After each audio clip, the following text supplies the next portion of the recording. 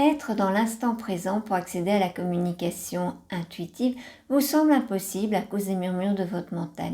Ce n'est pas possible pour moi de recevoir les messages intuitifs, mon mental est trop bavard.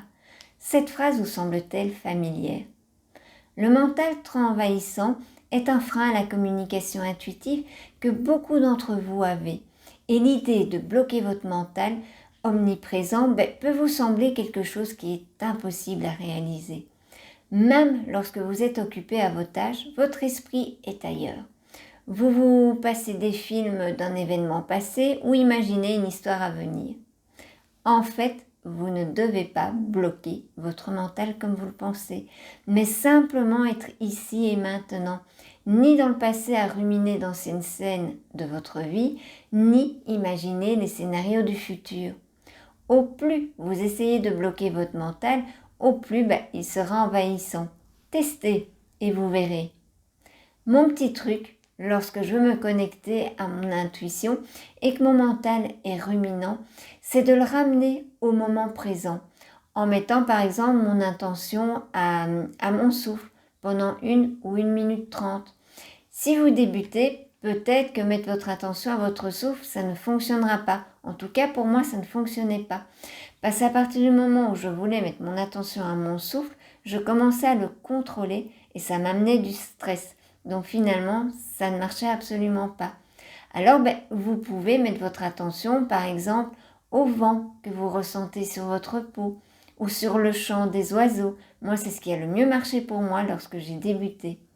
Dans le programme, j'apprends la communication animale pour mieux comprendre les animaux sans avoir le moindre don, mais je propose différentes techniques pour porter votre attention au moment présent.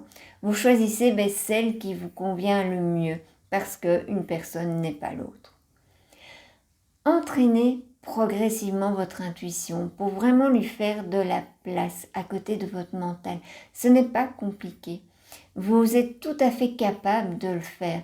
Avec un peu de pratique, ça devient toujours de plus en plus facile. Vous avez déjà accompli des choses qui sont bien plus compliquées dans votre vie, n'est-ce pas?